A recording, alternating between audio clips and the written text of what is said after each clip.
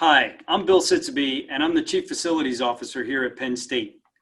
As you have all heard, COVID-19 requires special attention in terms of cleaning and disinfecting. And as we prepare to return to campus and classrooms, you should know that the Office of Physical Plant is following the CDC preventive guidance, as well as the Department of Health and the Department of Education, to see that spaces are properly cleaned and disinfected.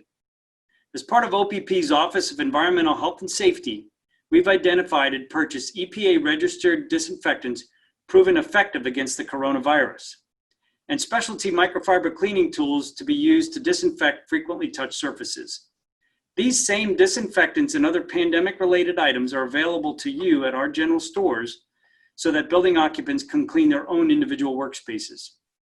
Fortunately, current CDC guidelines suggest that commonly touched surfaces are less likely to spread the disease than previously suspected.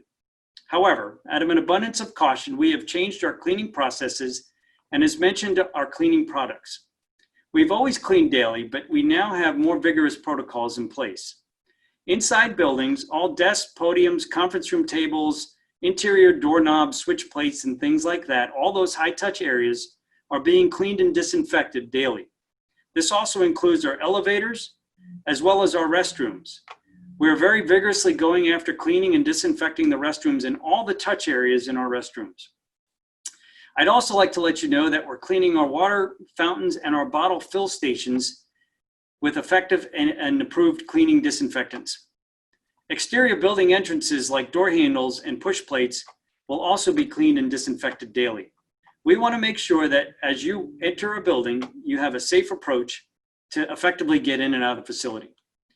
OPP has purchased more electrostatic sprayers, which is a device that we use to positively charge the cleaning disinfectant products so that they can go after the virus and kill it.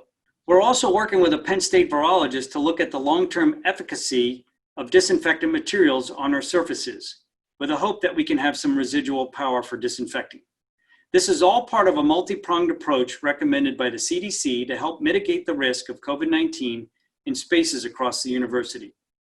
For those of you that have more questions about your facilities and what's being done, please feel free to reach out to your facility coordinators or your director of business services who can help facilitate an answer or get the questions resolved for you.